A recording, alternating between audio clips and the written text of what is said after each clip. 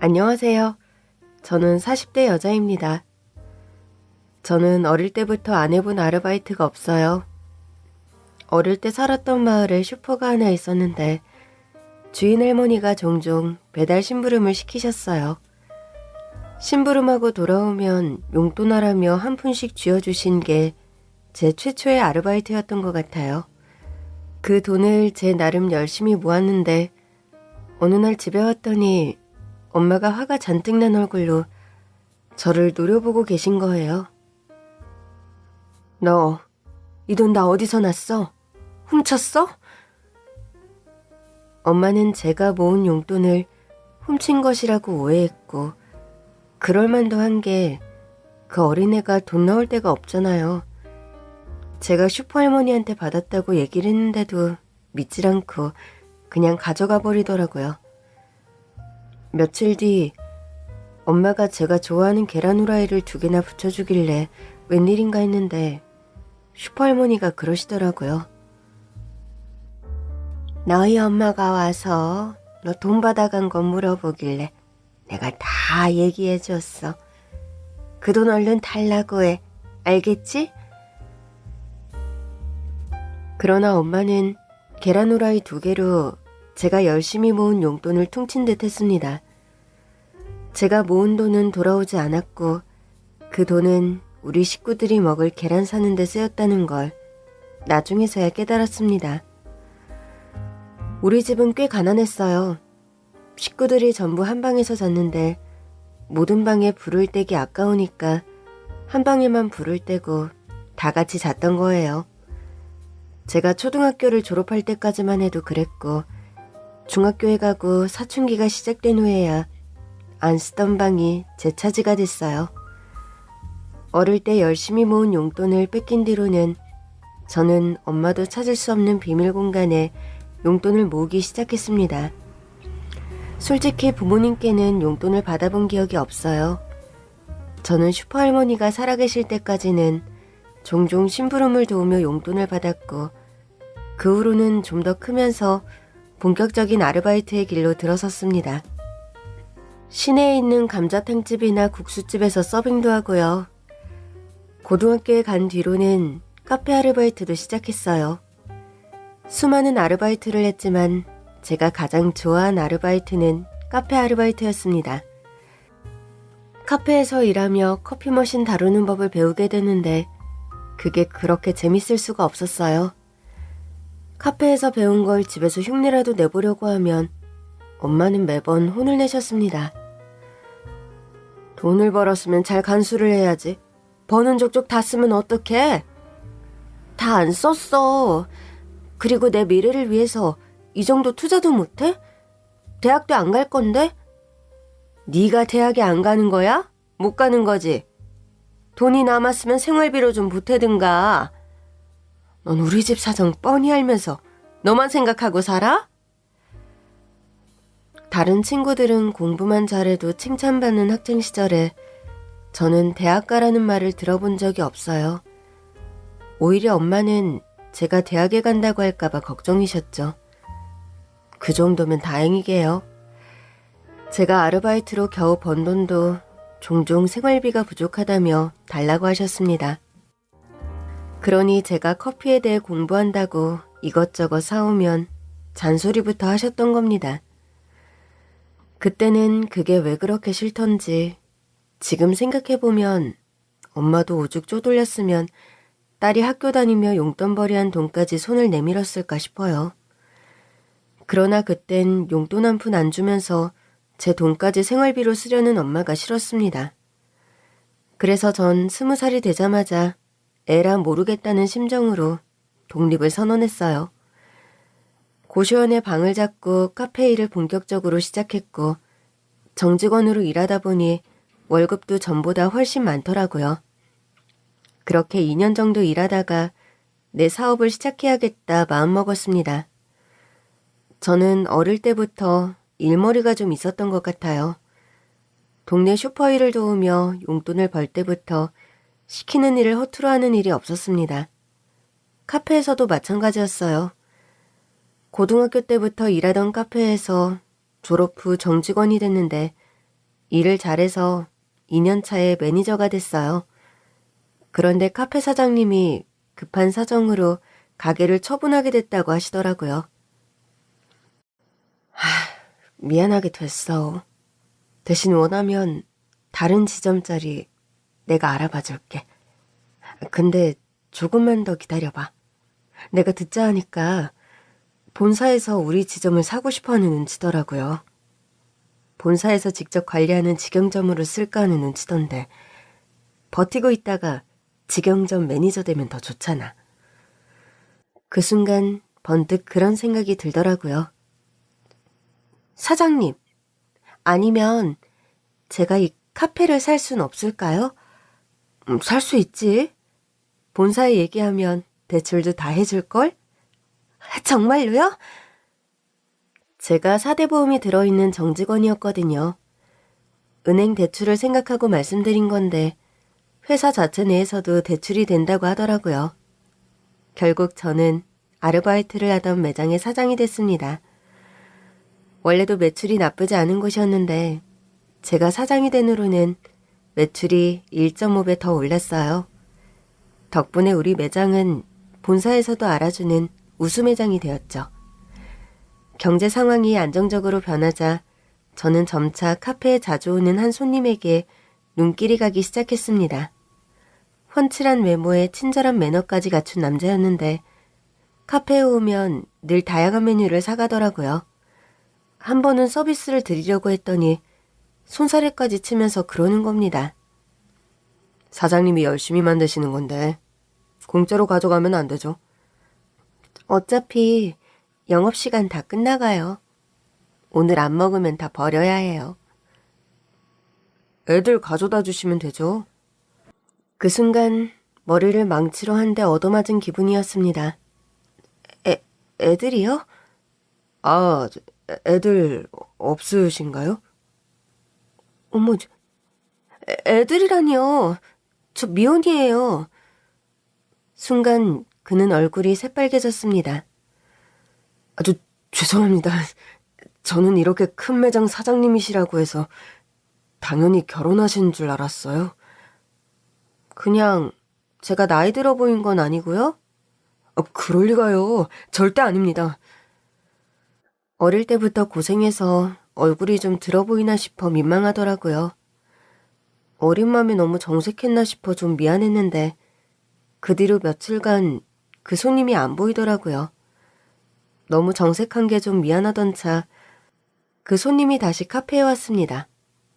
어머, 오셨어요? 네. 이거. 그러면서 선물 상자를 내밀더라고요. 이게 뭐예요? 지난번에 오해한 것도 죄송하고 출장 갔다 오는 길에 예쁘길래요. 그가 늘 마시던 커피를 내준 뒤 뒤로 가서 몰래 선물을 뜯어봤는데 근사해 보이는 머리띠를 사왔더라고요. 그리고 그 안에 카드가 있었습니다. 그동안 기혼이신 줄 알고 못한 게 하나 있어서요. 이 머리띠 쓰고 쉬실 때 같이 데이트할까요? 저는 깜짝 놀라고 말했죠. 저는 그의 귀여운 데이트 제안을 수락했지만 그는 회사원, 저는 자영업자였던 탓에 시간을 맞추는 게 쉽지 않더라고요. 제가 카페 일을 하나에서부터 10까지 혼자 다 했거든요. 그렇게 일주일이 지났을 때 저는 비로소 매니저에게 그간 제가 다 했던 일을 일부 일임했습니다. 그 남자와 데이트를 너무 하고 싶었거든요.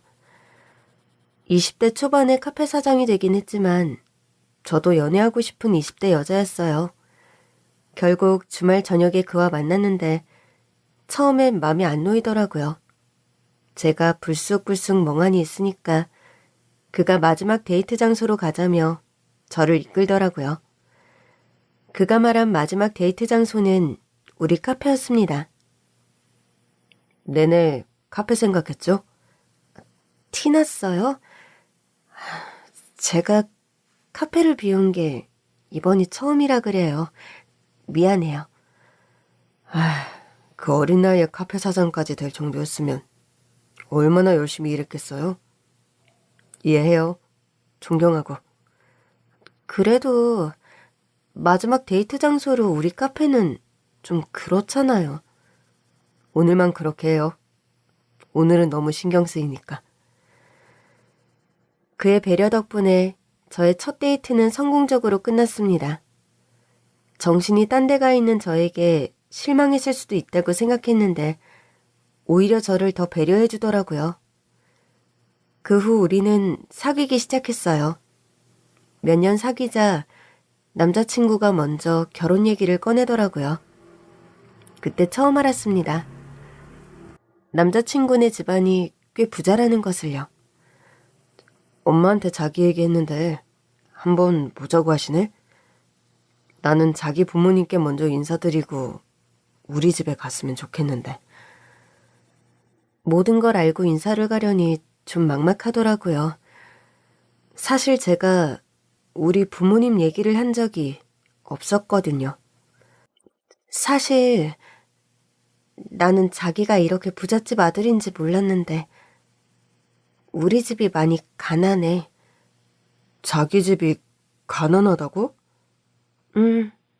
그래서 내가 20살 되자마자 집 나와서 혼자 살았거든. 엄마랑 아빠는 내가 카페 사장 된 줄도 몰라. 사실 겁나서 연락 못했어. 왜? 어릴 때부터 내가 아르바이트 하던 돈까지 달라고 하던 부모님이라서. 남자친구는 저를 안쓰러운 눈빛으로 보더니 말했습니다. 너무 힘들어서 그러셨을 거야. 자기 나가고 후회하셨을 거야. 결국 남자친구의 설득에 못 이겨 부모님께 연락을 드렸는데 남자친구의 말대로 그간 후회를 많이 하셨더라고요. 솔직히 부모님이 뭘 잘못해서 집을 나갔던 건 아니었기에 오히려 제가 죄송한 마음이 들었어요. 그때부터는 용돈도 보내드리며 잘 지내기 시작했죠. 남자친구 덕에 친정과의 관계를 회복한 저는 용기를 내 예비 시댁에도 인사를 갔습니다. 어서 와라. 반갑구나. 네, 어머니. 첫인사는 무난했어요. 그런데 식사가 시작되고 본격적으로 대화를 나누면서부터 뭔가 좀 이상했습니다. 우리 큰아들, 이것 좀 먹어봐. 남자친구에게는 형이 한 명 있었는데 시어머니가 유독 그 형을 챙기시더라고요. 큰아들, 이거 먹어봐. 우리 아들이 좋아하는 거 엄마가 아들 생각하면서 만들었어. 남자친구의 큰형에게는 젓가락 들기가 무섭게 반찬을 얹어주시더니 남자친구에게는 뭘 먹어보라는 말씀 한 번을 건네시질 않더라고요. 인사를 마친 뒤 나오는데 남자친구의 표정이 어두웠어요. 원래 분위기가 이랬어? 엄마는 늘 형만 챙겨. 이제는 그러려니 하는데도 자기 앞에서까지 그러시니까 내가 좀 민망하네. 그럴 거 없어. 민망한 거로 치면 내가 더 민망하지. 난 불효자식이었잖아. 자기가 무슨 불효자식이야. 그냥 예전의 상처 때문에 연락을 못하고 있었던 거지. 자기 덕분에 다시 연락하니까 마음이 너무 편해. 난 자기만 좋으면 괜찮아. 제가 남자친구 덕에 어릴 때 상처가 나았던 것처럼 저도 남자친구의 상처를 보듬어주는 아내가 되겠다고 다짐한 순간이었어요. 인사를 다녀와 보니 듣던 대로 시댁은 부잣집이었습니다. 덕분에 결혼식도 성대하게 치렀어요. 시어머니는 가난한 저희 부모님도 예의 바르게 대해주셨고 모든 부분에 있어 괜찮은 분이셨습니다. 딱 하나, 남편과 아주버니를 차별한다는 것만 빼면요. 결혼 후에도 차별은 계속됐어요. 명절에 시댁에 갔다 나오는 길 우리는 아주버니 부부랑 같이 나오고 있었는데 시어머니께서 양손 가득 반찬통을 싼 보자기를 들고 뛰어오시더라고요. 어머니, 뭘 그렇게 가져오세요. 저희 다 챙겨왔어요. 저는 냉큼 가서 어머니께 들고 오시던 걸 받아들었죠. 그래 알아. 이건 우리 큰아들 좋아하는 게장. 이것 좀 네 형님 차에 실어라. 시어머니는 양손에 들고 온 게장을 모두 아주버니 차에 실으라고 하셨고 얼결에 짐꾼이 된 저는 민망하고 당혹스러웠습니다. 차에 탔더니 남편이 속상한 얼굴로 그러더라고요. 우리 엄마 늘 저러셔. 그러니까 앞으로는 엄마가 뭘 주려고 해도 나서지 마. 보는 내가 속상하니까. 혹시 자기 어디서 주워온 건 아니지? 가라앉은 분위기를 풀어보려 농담으로 한 말이었는데 남편이 시무룩한 얼굴로 그러더라고요. 어릴 땐 나도 그런 생각을 많이 해봤는데 크면 클수록 사람들이 나랑 엄마가 판박이라고 하더라고. 당연하지. 나 그냥 농담한 건데. 미안. 내가 여보를 더 속상하게 한 것 같네. 당신 때문에 속상한 거 아닌 거 알잖아. 아무래도 시댁에 가는 게 남편에겐 매번 상처인 것 같아서 그 후로는 시댁에 최대한 안 가려고 했어요. 그 사이 아주버니와 형님은 시댁으로 합가까지 했습니다. 그러더니 아주버님의 생일에 시어머니께서 우리 부부를 초대하시더라고요. 갔더니 출장 뷔페에 생일 축하 플랜카드까지 걸어놓으셨더라고요. 합가한 뒤 처음 맞은 아주버니 생일이라 더 신경을 쓰셨나 보다 싶어 맛있게 먹고 신나게 돌아왔어요. 문제는 다음 달에 우리 남편 생일이었거든요. 시어머니께서는 연락은커녕 축하 문자도 안 보내셨더라고요. 그래도 어머니께서 남편을 낳아주신 날이니까 제가 먼저 연락을 드렸습니다. 어머니, 감사합니다. 응? 갑자기 뭐가? 오늘 어머님께서 우리 남편 낳아주신 날이잖아요. 아이 참, 오늘 둘째 생일이었나? 그래, 고맙다. 네가 옆에 있으니 내가 무슨 걱정이 있겠니? 잘 챙겨주렴. 네, 어머니. 나 지금 좀 바빠서 다음에 통화하자.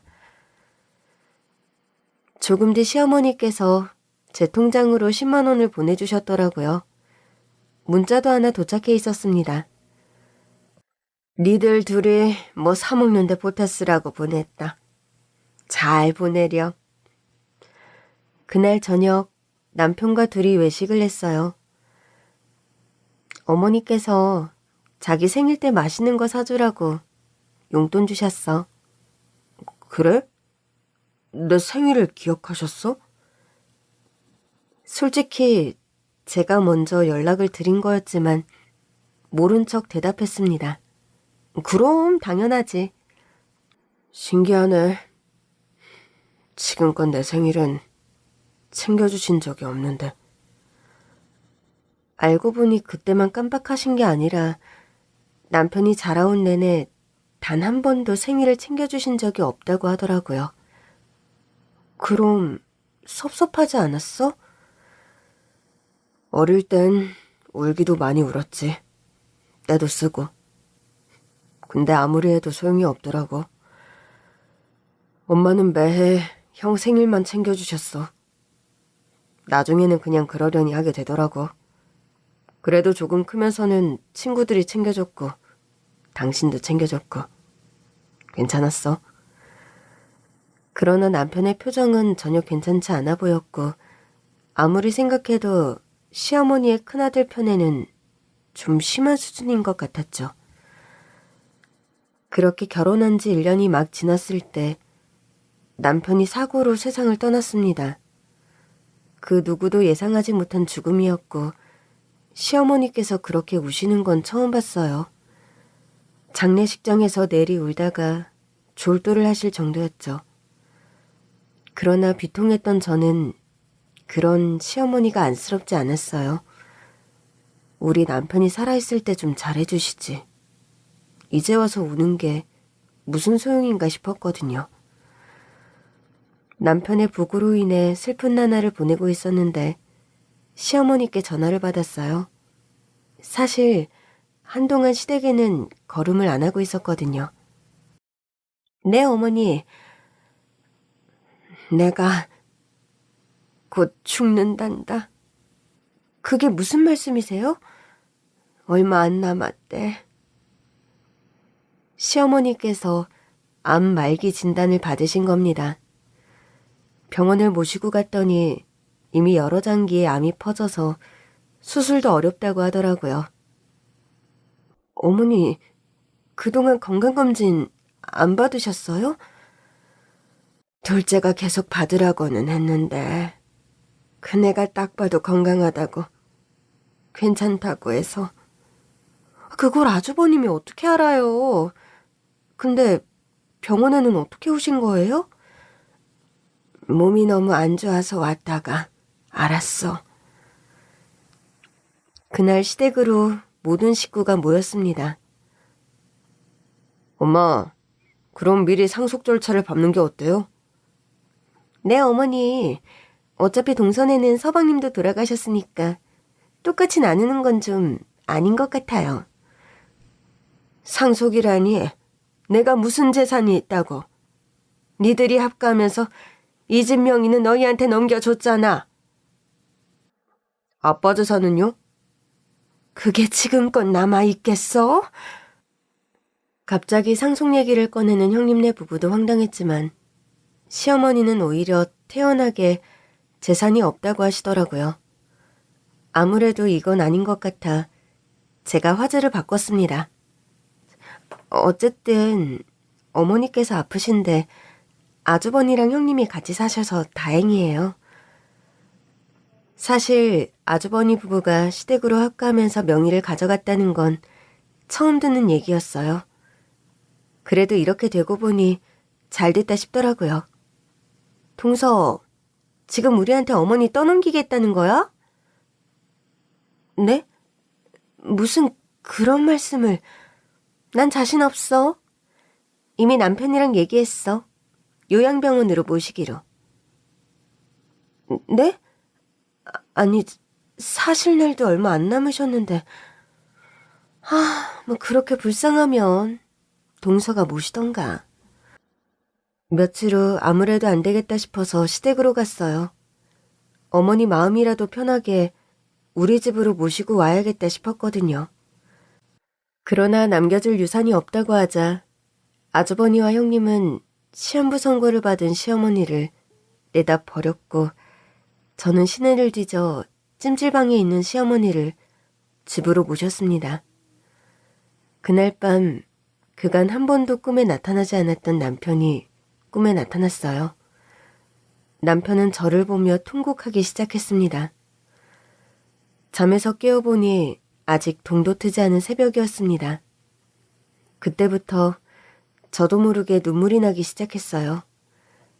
찜질방 구석에 쪼그려 앉아있던 시어머니가 떠올랐거든요. 남편도 시어머니 때문에 속이 상한가 싶었습니다. 시어머니를 모시러 시댁에 먼저 들렀을 때 엘리베이터 앞에서 외출하던 형님 부부와 마주쳤어요. 재수씨, 여긴 무슨 일이에요? 어머니 안에 계시죠? 어머니는 왜 찾아? 어머니 모시고 가려고요. 뭐? 아니, 왜 이제 와서 효도하는 척이야? 효도하는 척이라니요. 어머니 나가셨어? 어딜 나가세요? 혼자 지내고 싶으시다고 나가겠다고 하셔서 어쩔 수 없이 가시라고 했지. 어디로 간다고 하셨는데요? 그걸 우리가 어떻게 알아. 어머니가 어린애도 아니고. 알아서 잘 가셨겠지? 그러나 아무리 들어도 말이 괴상하더라고요. 형님, 아주버니, 설마 어머니 내쫓으셨어요? 재수씨, 무슨 말을 그렇게 해요. 누가 보면 재수씨가 어머니 딸인 줄 알겠어요. 내쫓은 게 아니고서야 어딜 가셨는지도 모르는 게 말이 돼요? 어머니가 알아서 가신다고 했어요. 말씀을 안 해주시는데 우리가 어떻게 알아요? 그럼 어머니 고향이 어딘지 아세요? 주소라도요. 어머니가 고향에 뭐하러 가겠어요? 이제 거기 집도 없는데. 설마 내쫓으신 거 아니에요? 아니, 사람을 뭐로 보고, 재수씨! 이럴 거면 다시는 우리 집 오지 마세요! 그러더니 아주버니는 주차장으로 가버리셨습니다. 형님, 제대로 말씀 좀 해보세요. 뭐가 알고 싶은데? 어머니, 진짜 스스로 나가신 거 맞아요? 수중에 돈은 있으신 거예요? 돈은 개뿔. 맨몸으로 나가셨는데 돈이 어디 있겠니? 네? 아무튼 동서, 이제 우리 집 올 필요 없어. 우리 지금 부부 동반 동창 모임 가야 하니까 좀 비켜줄래? 그러더니 저를 지나쳐 유유히 가버리더라고요. 혹시 몰라 시댁에 가서 도어락 비밀번호를 눌러봤지만 번호는 바뀌어 있었고 안에 아무도 없는 것 같았어요. 시어머니는 전화도 받지 않았고 나가는 길에 경비 아저씨와 마주쳤어요. 아저씨, 혹시 저희 어머니 나가는 거 보셨어요? 예, 봤죠. 좀 전에 나가셨는데. 좀 전에요? 예, 작은 짐가방 하나 들고 나가시던데. 어딜 가시냐고 물어도 대답을 안 하시더라고요. 아, 네. 혹시 저희 어머니 다시 오시면 제 번호로 연락 좀 주시겠어요? 저는 경비 아저씨께 제 번호를 알려드렸어요. 이미 저녁 때도 지나 캄캄했기 때문에 아무래도 근처에 계시지 않을까 싶더라고요. 그래서 찜질방을 찾기 시작한 거죠. 겨우 시어머니가 계신 찜질방을 찾았을 때 시어머니는 구석에 쪼그려 앉아 꾸벅꾸벅 졸고 계셨는데 너무 속이 상하는 거예요. 어머니, 저 왔어요. 어머나, 아유 둘째야.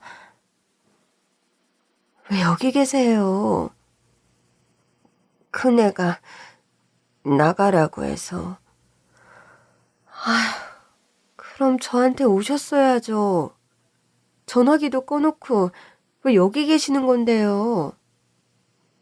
내가 무슨 염치로 널 찾아가? 며느리는 자식 아니에요? 자식 맞지. 근데 내가 너한테 정을 안 줬잖아.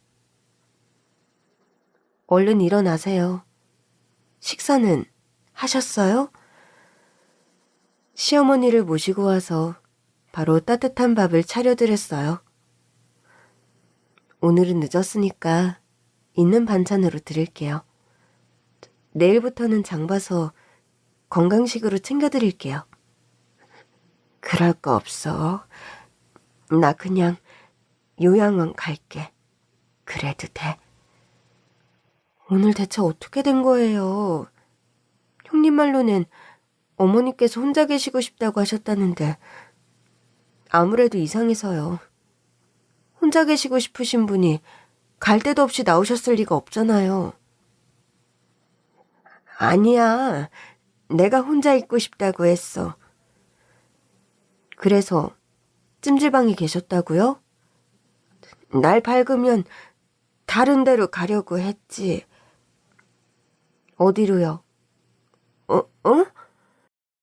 시어머니는 제가 묻는 말에 제대로 답도 하지 못하셨어요.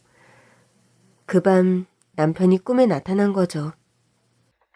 잠도 일찍 깬 김에 새벽에 시장에 다녀왔어요. 그리고 시어머니께 아침을 챙겨드리며 꿈 이야기를 했습니다. 꿈에 우리 신랑이 나왔어요. 그래? 잘 지낸대? 그런 얘기는 안 하고 그냥 울기만 하더라고요. 어쩐지 저랑 같은 마음 같았어요. 어머니 때문에 속상한 것 같더라고요. 내가 너무 모질었지? 아니요. 그런 게 아니라 어머니 상황을 알고 슬퍼하는 것 같았어요. 내가 믿겠지. 내가 저 세상 가서도 우리 아들 볼 낯이었구나. 우리 아들이라고 생각은 하신 거예요? 당연히 내 아들이지. 걔가 내 친아들인걸. 그게 무슨 말씀이세요?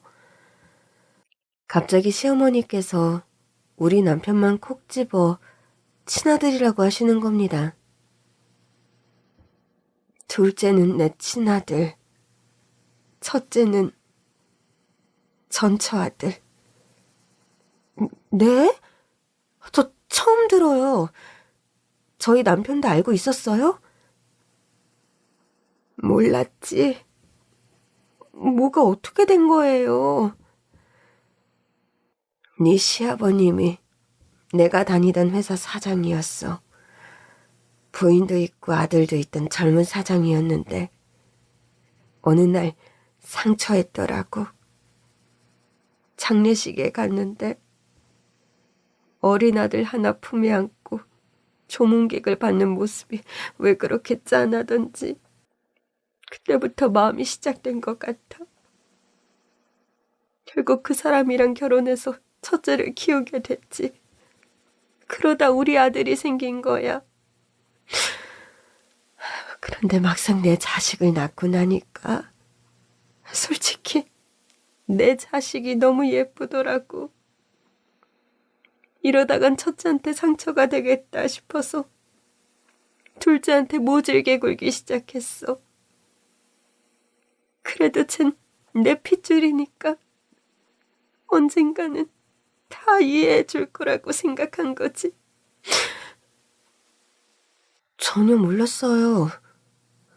남편도 전혀 눈치 못 챈 것 같았는데 네 시아버지가 절대 얘기하지 말라고. 애들은 서로가 친형제인 줄 알아야 한다고 했거든. 그래도 똑같이 대하신 게 아니잖아요.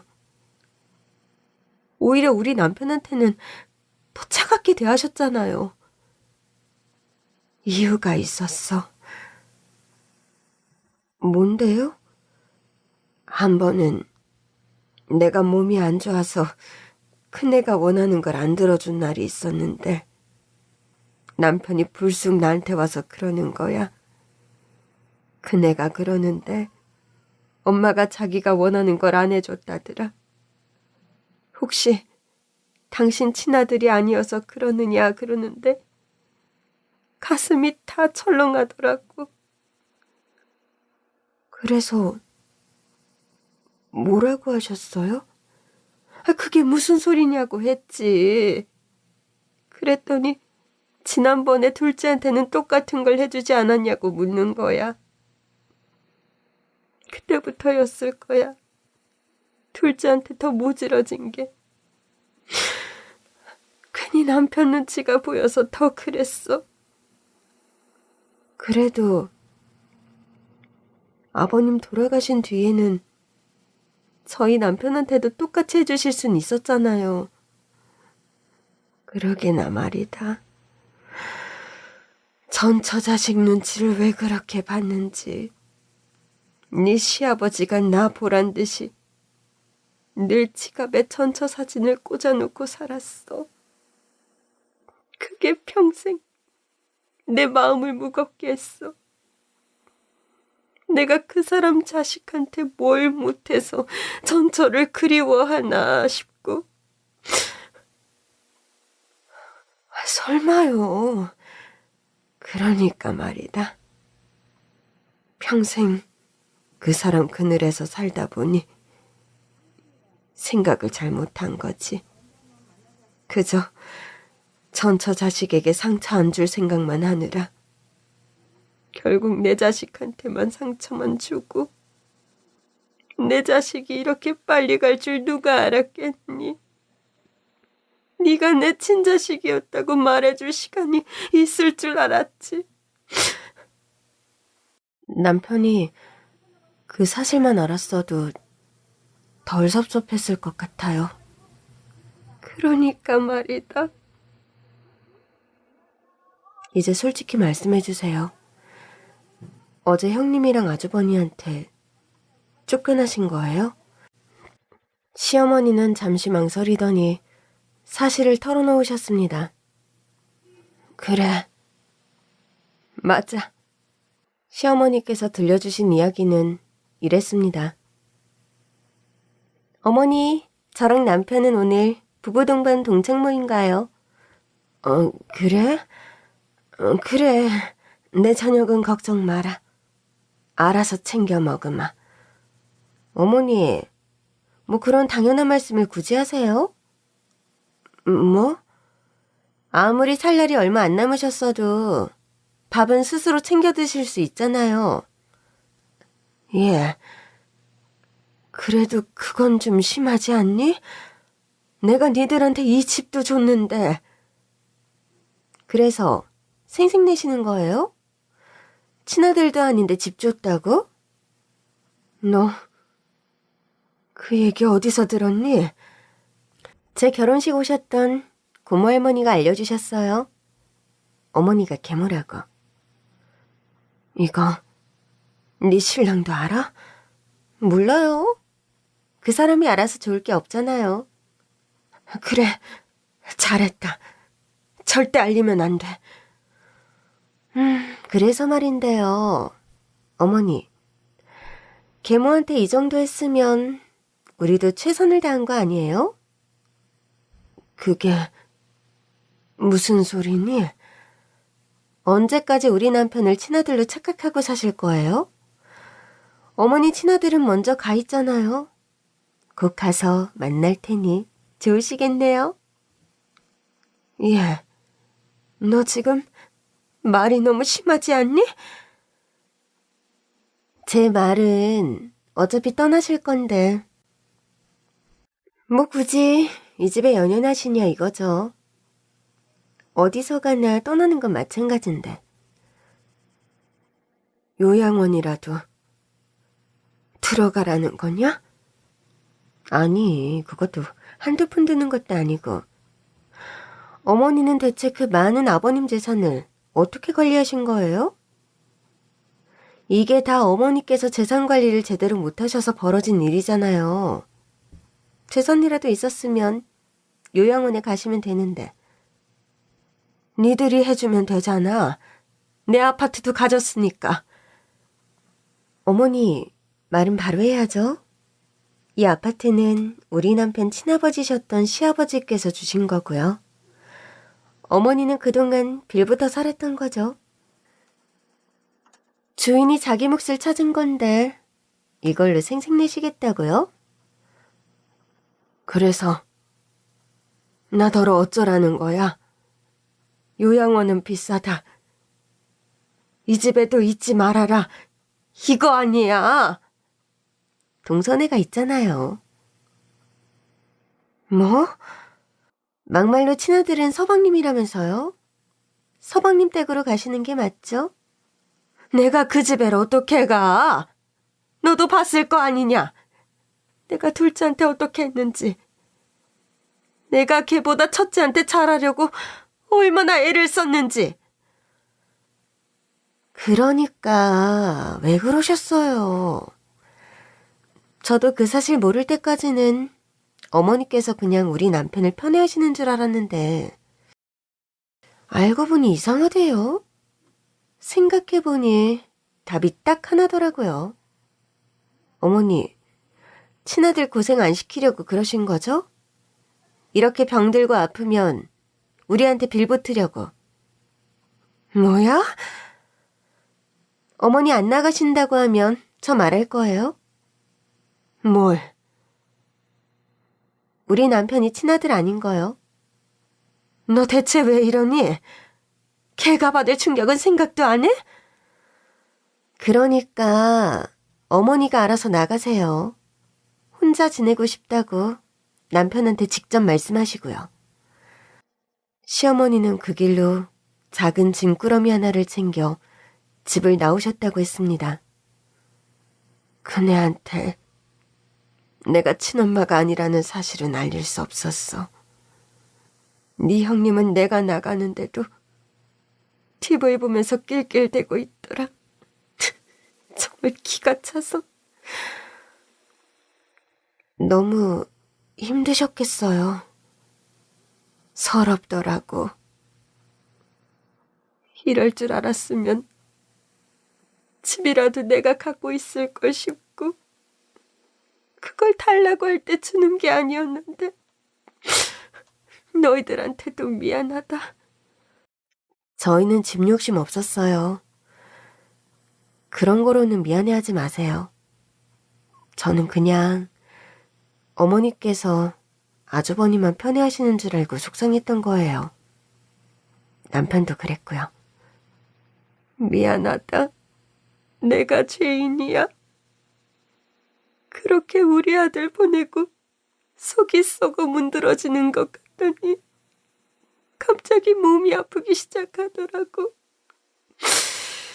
그냥 하루빨리 우리 아들 보러 가고 싶다는 생각만 했는데 그게 현실이 될 줄은 몰랐지. 그래도 나 차라리 빨리 가서 우리 아들 만나고 싶어. 가서 내가 잘못했다고 싹싹 빌고 싶어.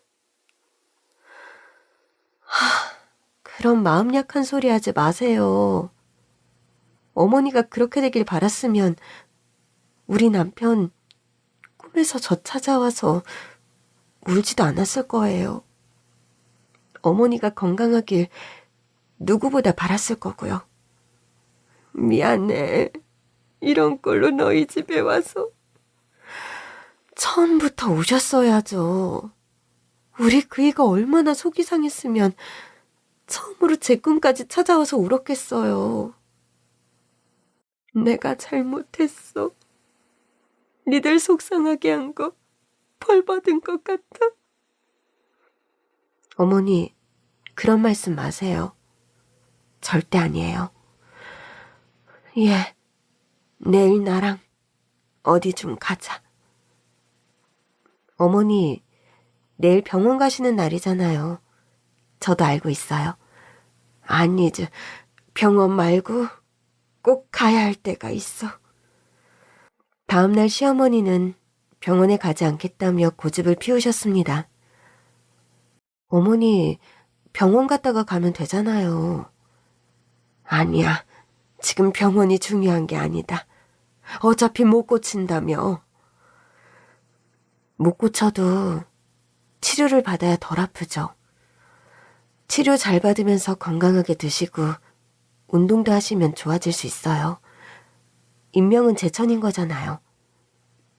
글쎄, 병원은 다음에 가고 오늘은 나랑 갈 데가 있어. 결국 시어머니의 고집에 저는 발길을 옮겨야 했고 시어머니는 저를 고속버스 터미널로 데리고 가셨어요. 예, 내가 돈이 없어서 그러는데 결제 좀 해줄래? 네, 여기 표 2장이요. 시어머니는 고속버스 표를 사셨어요. 저는 영문도 모른 채 낯선 지명이 적힌 고속버스에 탔습니다. 혹시 어머니 고향 가시는 거예요? 갑자기 가고 싶으세요? 그래, 맞아. 내 고향이야.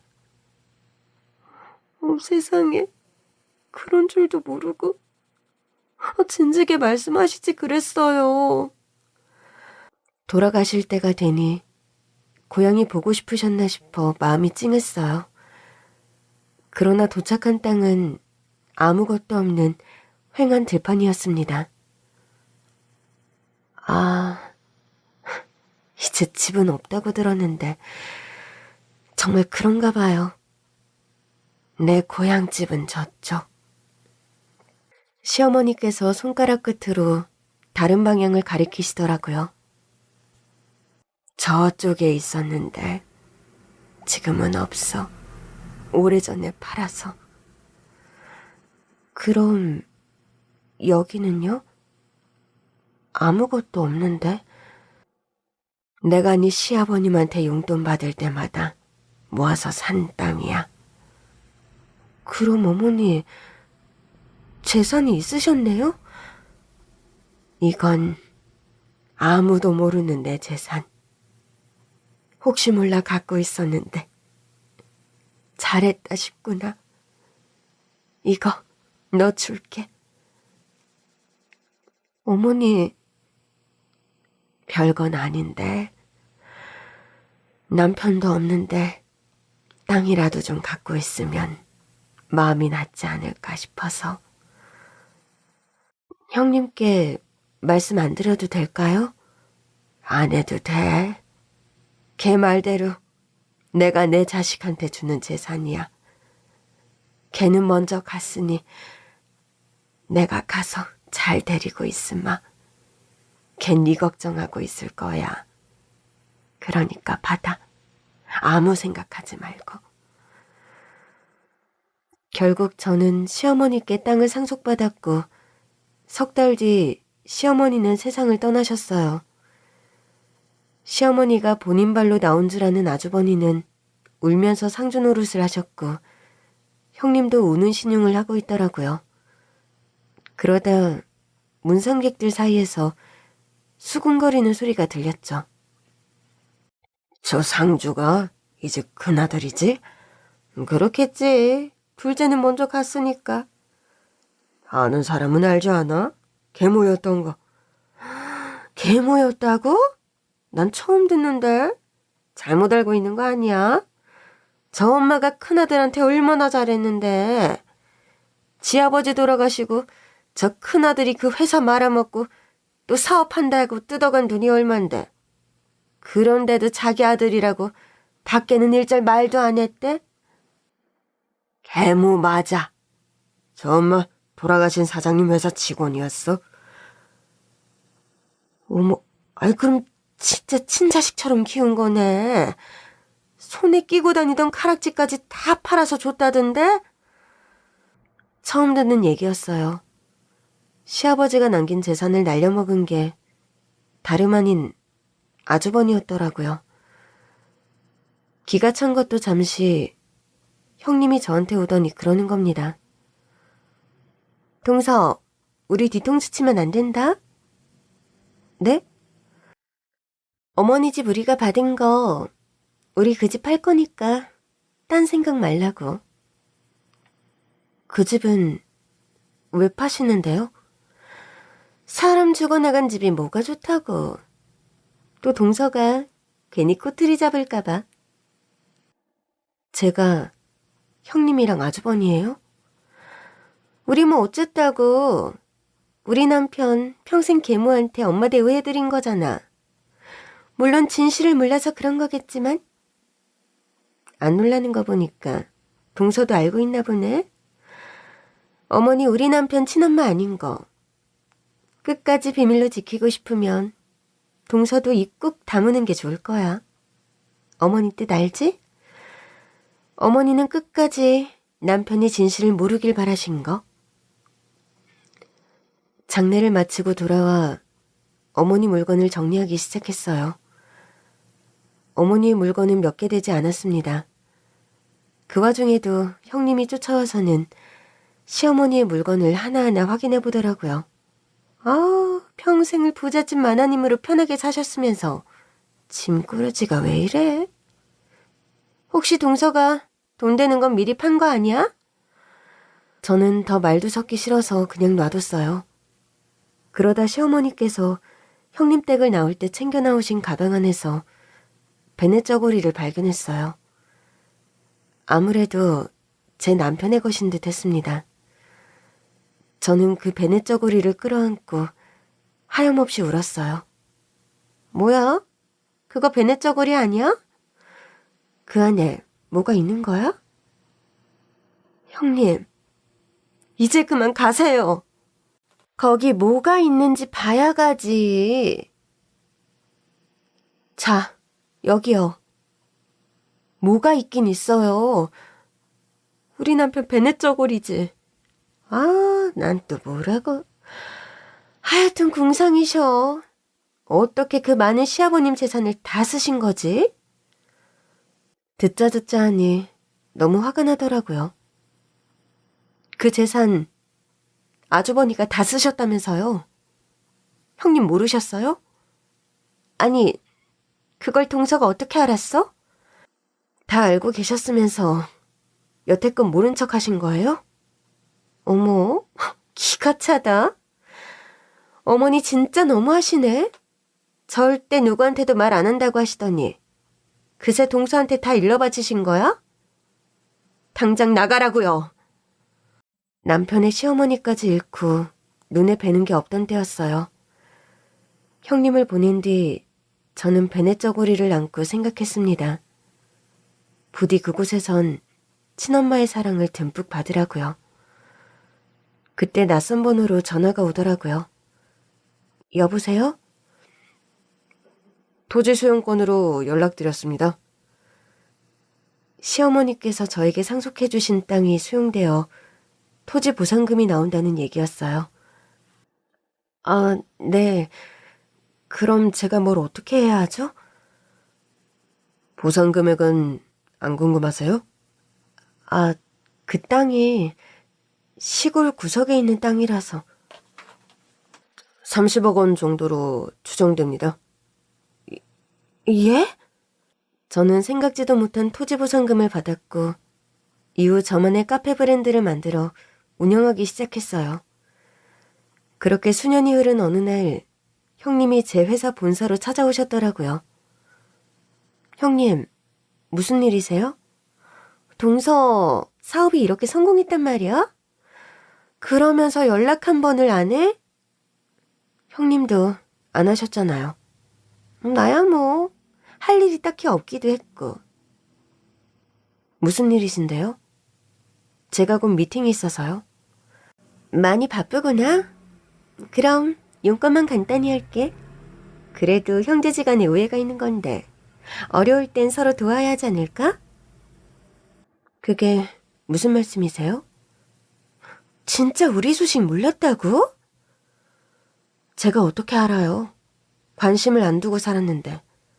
어머, 동서. 그렇게 안 봤는데 너무하네. 우리 남편 사업 또 망했어. 그래서요? 뭐가 그래서야. 동서가 좀 도와주면 어떠냐 이거지. 동서는 사업도 이렇게 잘 되고 하니까. 일자리라도 달라고 하시는 거예요? 아, 동서도 참. 그렇다고 우리가 동서 밑에서 일을 하는 건 좀 그렇지 않아?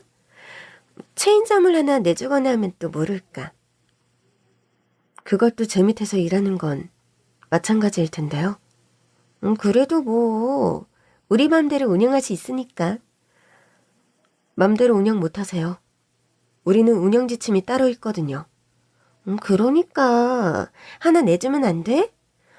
가족이 하나 맡아주면 동서 맘도 편하지 않겠어? 지금 가족이라고 하셨어요? 그럼 가족이지. 우리가 뭐 남이야? 어머니가 괴물하고 집에서 내쫓으신 분이 할 수 있는 말은 아니죠. 어머, 동서! 그때였습니다. 갑자기 문이 벌컥 열리더니 아주버니께서 들어오시더라고요. 재수씨, 지금 뭐라고 했어요? 그때는 저도 꽤 당황했습니다. 아주버니께서 밖에 계신지 전혀 몰랐으니까요. 여보, 당신이 뭘 잘못 들은 거야. 동서, 그렇지? 형님이 둘러대려고 했지만 아주버니는 저만 보고 있었습니다. 우리 엄마가 괴물아니요. 그리고 우리 엄마를 누가 내쫓아요? 그게... 여보, 진짜 왜 이래? 우리가 온 이유는 따로 있잖아. 재수씨, 솔직하게 말해주세요. 솔직히 나도 좀 이상해서 그래요. 아버지 지갑 속에서 낯선 여자 사진을 본 적이 있거든요. 우리 아버지가 엄마 몰래 바람 피우는 줄 알고 내심 얼마나 불안했는데요. 아직 그게... 사실대로 말해주세요. 그때였습니다. 형님이 버럭 화를 내더라고요. 당신 왜 이렇게 철딱서니가 없어? 당신의 어머니가 친어머니든 계모든 그게 이제 와서 뭐가 중요하다는 거야? 지금 우리가 길바닥에 남게 생겼는데. 난 중요해. 나한테는 중요한 문제라고. 그래, 네 엄마 계모였다. 나도 하는 걸 진짜 몰랐다고? 그냥 내 뒤에 숨어서 나쁜 일은 다 내가 하게 만들고 모른 척 했던 거 아니고? 뭐? 우리 엄마가 진짜 계모였다고? 날 그렇게 사랑해줬는데? 계모였어. 당신이 그것도 모르고 친엄마처럼 따르길래 내가 내보냈어. 어차피 곧 돌아가실 분이었잖아. 끝까지 당신 속이고 친엄마인 척하는 게 마음에 안 들어서 나가시라고 했어. 그럼 엄마가 갑자기 집 나가신 게 자의가 아니라 당신 때문이었던 거야?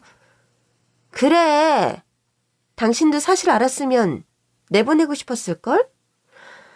내가 그나마 어머니하고 약속 지키려고 입 꾹 다물고 있었던 건데. 당신 스스로 무덤을 판 거야? 형님, 말씀 바로 하세요. 지금 본인 입으로 사실을 밝히셨으니 약속을 지키신 것도 아니죠. 동서, 지금 나 가르쳐? 내가 돈 없다고 무시해? 결국 한바탕 난리가 났고 저는 결국 보안요원을 불러 두 사람을 내보냈습니다. 아주버니는 마지막까지 울고불고 난리도 아니었어요. 어머니가 계모였을 리가 없다면서 저랑 형님이 뭘 단단히 잘못 알고 있다며 우기기까지 하셨죠. 얼마 후 형님이 다시 전화를 걸어오셨더라고요. 동서, 나는 받아야겠어. 뭘요? 체인점. 우리 남편은 친형제 아니었다고 그럴 자격이 없다고 하는데. 아니, 난 받을 거야. 그래요. 저도 뭐 마음 같아선 그러고 싶기도 해요. 저도 시어머니 도움으로 여기까지 온 거니까. 그게 무슨 소리야? 형님 말씀 듣고 어머니께서 저한테 땅을 물려주셨어요. 뭐? 어머니한테 재산이 있었다고? 어머니가 따로 사두셨던 고향 땅이 있었더라고요. 그게 얼마치인데? 뭐 그냥 30억 정도? 뭐라고? 30억? 동서, 이건 아니지. 어머니 재산이면 우리도 반은 가져야지. 그게 무슨 말씀이세요? 친어머니 아니라고 집에서 쫓아내신 분이 누군데요? 뭐? 형님 말씀대로 아버님 돈으로 산 집은 형님이 가져갔잖아요. 아버님 아들은 아버님 재산 가졌고 어머님 아들인 우리 남편 몫으로 제가 그 땅을 받은 거고요. 이건 차이가 너무 크지? 아니요.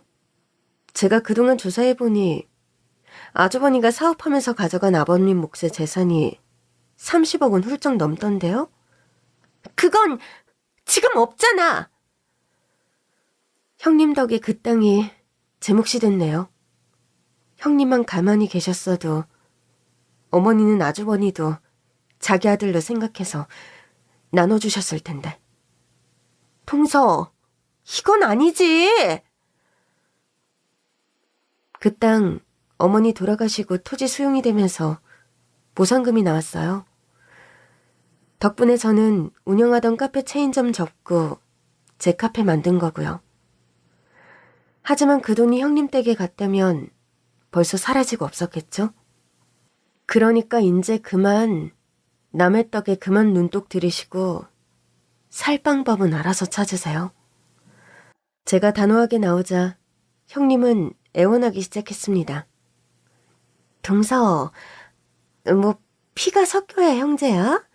정으로 사는 거지. 그러니까요. 그렇게 사셨던 어머니를 시한부라고 계모라고 집 뺏고 매몰차게 내쫓은 사람이 누구였죠? 동서, 어차피 어머니는 돌아가셨잖아. 우리끼리 사이좋게 지내는 게 좋지 않겠어? 다시는 연락하지 마세요. 어머니 살아계셨을 땐 어머니를 위해서라도 동서지간으로 지냈겠지만 이젠 어머니도 없는데 동서지간도 아니잖아요? 그만 끊을게요. 그날 이후 저는 형님의 연락처를 차단했습니다. 그리고 몇 달 후 모르는 번호로 전화가 왔길래 망설이다 받았어요. 재수 씨. 아주버니시더라고요. 네, 아주버니. 저 스님 됐어요. 네? 평생 속죄하며 살려고요. 어머니 가슴 아프게 한 거. 네. 제가 동생한테도 빌게요. 동생이 친자식인 줄도 모르고 어머니 편애를 당연하게 받았어요. 제가 걔 마음도 너무 아프게 한 것 같아요. 여기 와보니 이제야 깨달아지네요. 부디 마음이 편해지시길 바랄게요. 재수 씨도 잘 지내시길 매일 빌겠습니다. 감사합니다. 아주버니는 형님과 이혼했고 출생의 비밀을 난 충격으로 스님이 되었습니다. 그래도 남편의 형이라고 한 번씩 연락하시네요. 그때마다 잘 지내냐 물으시는데 시간이 지나고 나니 덕분에 잘 지낸다고 말할 수 있게 됐습니다. 요즘은 돌아가신 시어머니 대신 친정 부모님을 자주 뵈러 갑니다. 마지막엔 저를 딸처럼 아껴주셨던 시어머니가 돌아가시고 나니 부모님이 너무 소중해지더라고요. 제 곁에 계실 때 더 많이 챙겨드리고 함께하는 시간을 보내려고 애쓰고 있어요. 처음엔 그저 섭섭하기만 했던 시어머니였는데 저에게 참 많은 것을 남겨주셨네요. 어머니의 도움으로 시작한 카페 사업의 수익 일부는 좋은 곳에 사용하고 있어요. 앞으로도 받은 것을 나누며 남편의 몫까지 성실하게 살아가려고요.